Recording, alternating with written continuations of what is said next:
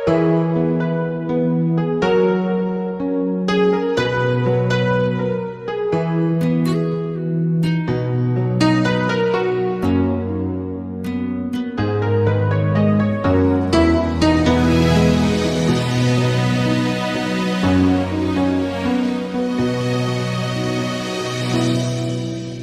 jin soru thaya ka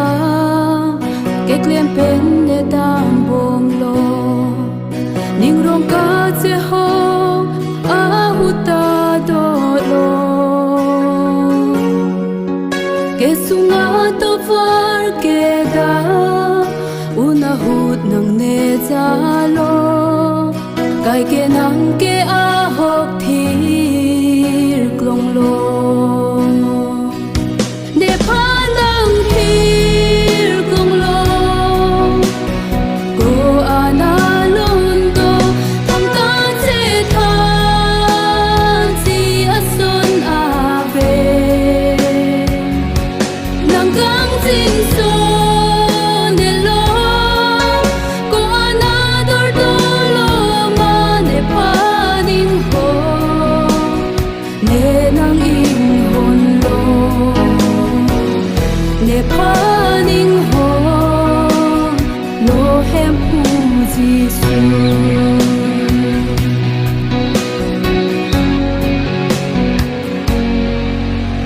Kan jin so pen na jo hir chu me na li long lo de la kha une ko ana long do nang kang hon kang jin so ko an ke the lo ma ne pha ma pen si ne pang par pho hem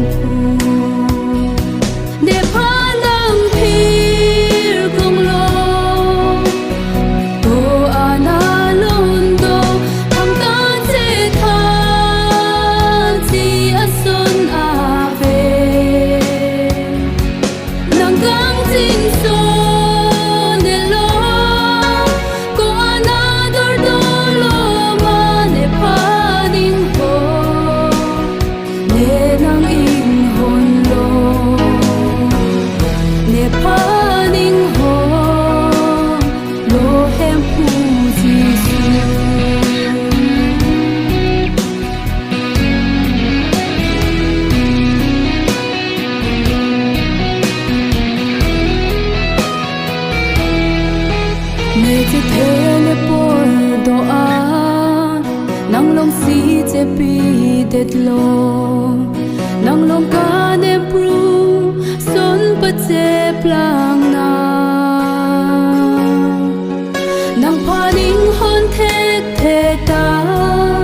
nang ning hang a ling klem po ne pa ning hon ne nang i hon lo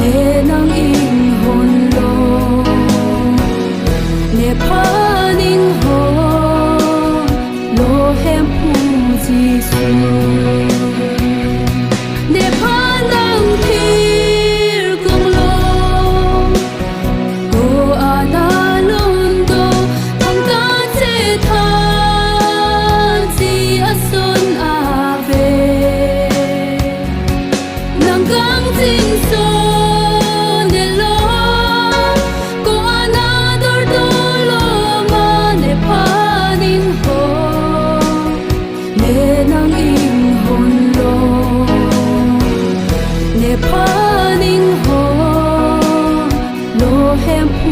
ji su